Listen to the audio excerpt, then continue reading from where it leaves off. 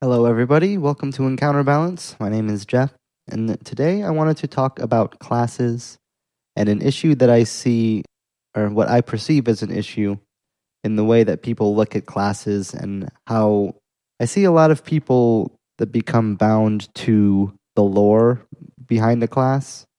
And I'm not convinced that that has to be the case, that the lore that's printed along with a class in a game like 5th edition has to be the lore that you use for a game. I see a lot of people who dislike certain classes or don't allow certain classes based off of aspects of the lore. When I see that part of the game in the same way that I see a lot of other parts of the game, which is something that's modular and up for change if it fits a different setting or a different game better than the one that's printed in the book. So a couple examples of things that I see along these lines.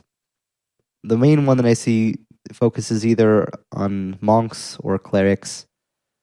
For monks, I see a lot of people, for example, say that they don't like monks in their games because Eastern or Asian influenced characters don't fit their setting. I think that's a little narrow of a view to take with a class like the monk. There's a lot of different ways that I think you could take the monk, where you keep the mechanics exactly identical to what's in the book, but you just change the flavor behind it a little bit to make it fit with your setting. So you don't necessarily have to disallow it. If a player in your game really likes monks, they want to play a monk, but your setting doesn't have, Shaolin, Asian type monasteries with kung fu, you could basically take the monk mechanics and adjust it to fit into your setting in a way that works for both you and the player, and that way you don't have to disallow something that a player wants to play.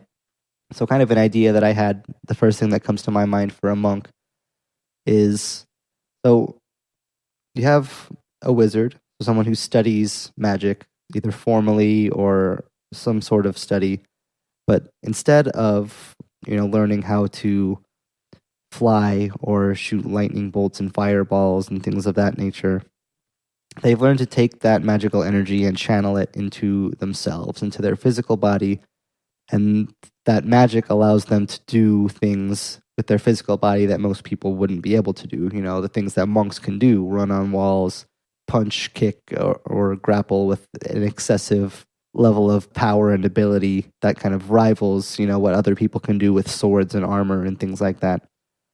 So basically tying in the mechanics of the monk and altering it so that way, you can toss away that the Shaolin monk kung fu Asian influence and kind of throw that out the window and kind of build a new lore behind what a monk is in your world. And I think that helps accomplish a lot of goals. Well, for one, it's just a good use of creativity to kind of redesign things of that nature. And also, it helps in games so that way you don't have to disallow things based off of pure lore. Now, if the mechanics are something that are outside of your control and you don't want in your game, then that's a little bit of a different story. Redesigning that is a little bit more difficult. And I would understand disallowing a class based off of mechanical function in a game. For example, I have no issues with spellcaster classes being disallowed in a world that does not have magic. And another complaint that I see a lot of things kind of this nature are the classes like the cleric and druid and things like that, where I see people who basically say, I don't want to play a cleric because I don't want to have to be a devout, goody-goody religious type in my game. I don't find that enjoyable.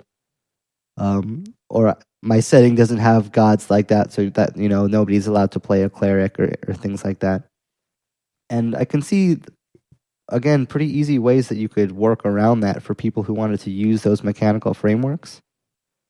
Like, for example, I don't see any reason why a cleric couldn't be, a sorcerer, so someone who has innate magic, and their innate magic happens to manifest as radiance.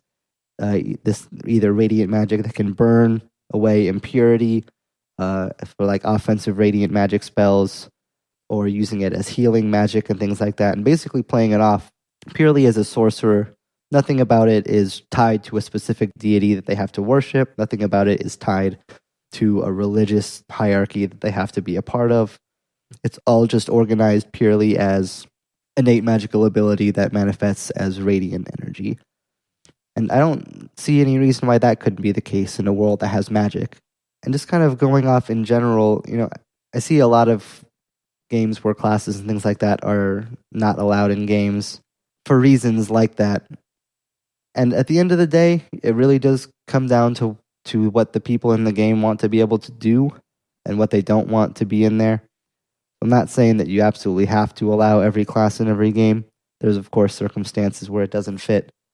But I would also always advise that if accommodations can be made to allow people to play what they want to play, what makes them most excited to be a part of a game, what makes them want to come to the table and be a part of things, then if you can find a reason to make that work, I don't see any reason why that you shouldn't try to compromise. And I think the easiest way to compromise is to do kind of what I've described here, which is to rework kind of the lore behind a class and change it to something that will fit your world, fit the theme of the game, fit the cultures that are involved in it.